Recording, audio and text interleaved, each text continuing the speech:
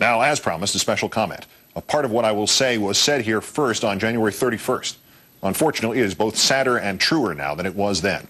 Who's to blame, Mr. Bush also said this afternoon. Look, these folks in Congress passed a good bill late last summer. The problem is they let the bill expire. My attitude is if the bill was good enough then, why not pass the bill again? You know, like the Gulf of Tonkin resolution, or Executive Order 9066, or the Alien and Sedition Acts, or slavery. Mr. Bush, you say that our ability to track terrorist threats will be weakened and our citizens will be in greater danger, yet you have weakened that ability. You have subjected us, your citizens, to that greater danger. This, Mr. Bush, is simple enough even for you to understand. For the moment, at least, thanks to some true patriots in the House and to your own stubbornness, you have tabled telecom immunity and the FISA Act. You, by your own terms and your own definitions, you have just sided with the terrorists. You got to have this law or we're all going to die. But practically speaking, you vetoed the law. It is bad enough, sir, that you were demanding an ex post facto law which could still clear the AT&Ts and the Verizons from responsibility for their systematic, aggressive, and blatant collaboration with your illegal and unjustified spying on Americans under this flimsy guise of looking for any terrorists who might be stupid enough to make a collect call or send a mass email. But when you demanded it again during the State of the Union address, you wouldn't even confirm that they'd actually done anything for which they deserved to be cleared. The Congress must pass liability protection for companies believed to have assisted in the efforts to defend America. Believed. Don't you know? Don't you even have the guts Dick Cheney showed in admitting they did collaborate with you? Does this endless presidency of loopholes and even fine print extend here too? If you believe in the seamless mutuality of government and big business, come out and say it. There is a dictionary definition, one word that describes that toxic blend. You're a fascist. Get them to print you a T-shirt with fascist on it. What else is this but fascism? Did you see Mark Klein on this newscast last November? Mark Klein was the AT&T whistleblower, the one who explained in the placid and dull terms of your local neighborhood IT desk how he personally attached all AT&T circuits, everything, carrying every one of your phone calls, every one of your emails, every bit of your web browsing into a secure room number 641A at the Folsom Street facility in San Francisco, where it was all copied so the government could look at it. Not some of it, not just the international part of it, certainly not just the stuff that some spy, a spy both patriotic and telepathic, might able to divine had been sent or spoken by or to a terrorist. Everything. Every time you looked at a naked picture, every time you bid on eBay, every time you phoned in a donation to a Democrat.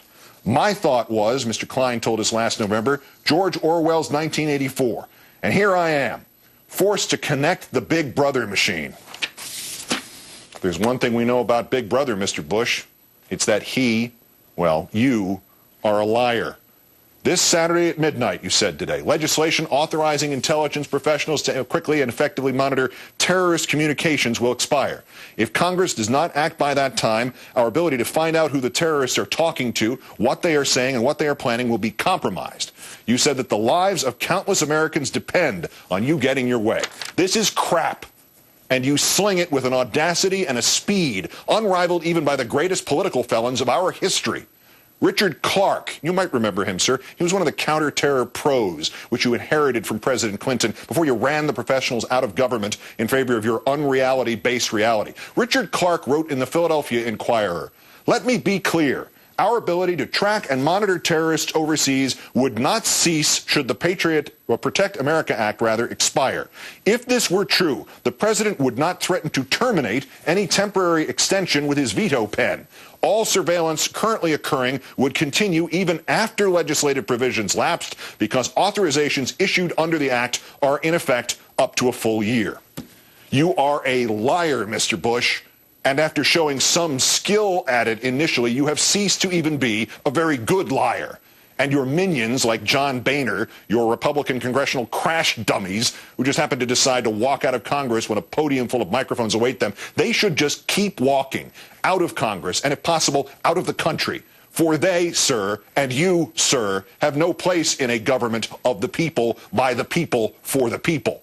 The lot of you are the symbolic descendants of the despotic middle managers of some banana republic, to whom freedom is an ironic brand name, a word you reach for when you want to get away with its opposite. Thus, Mr. Bush, your panoramic invasion of privacy is dressed up as protecting America. Thus, Mr. Bush, your indiscriminate domestic spying becomes the focused monitoring only of terrorist communications. Thus, Mr. Bush, what you and the telecom giants have done isn't unlawful. It's just the kind of perfectly legal, passionately patriotic thing for which you happen to need immunity. Richard Clark is on the money as usual. That the president was willing to veto this eavesdropping means there is no threat to the legitimate counter-terror efforts still underway. As Senator Kennedy reminded us in December, the president has said that American lives will be sacrificed if Congress does not change FISA. But he has also said that he will veto any FISA bill that does not grant retroactive immunity. No immunity, no FISA bill. So, if we take the president at his word, he's willing to let Americans die to protect the phone companies. And that literally cannot be. Even Mr. Bush could not overtly take a step that actually aids the terrorists. I'm not talking about ethics here. I'm talking about blame. If the president seems to be throwing the baby out with the bathwater, it means we can safely conclude there is no baby.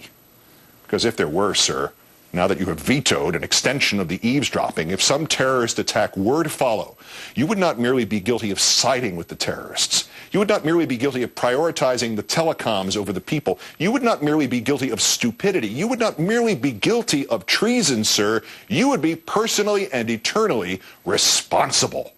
And if there is one thing we know about you, Mr. Bush, one thing you have proved time and time again, it is that you are never responsible. As recently ago as 2006, we spoke words like these with trepidation. The idea that even the most cynical and untrustworthy of the politicians in our history, George W. Bush, would use the literal form of terrorism against his own people was dangerous territory. It seemed to tempt fate, to heighten fear. We will not fear any longer. We will not fear the international terrorists. We will thwart them. We will not fear the recognition of the manipulation of our yearning for safety. We will call that what it is, terrorism. We will not fear identifying the vulgar hypocrites in our government. We will name them.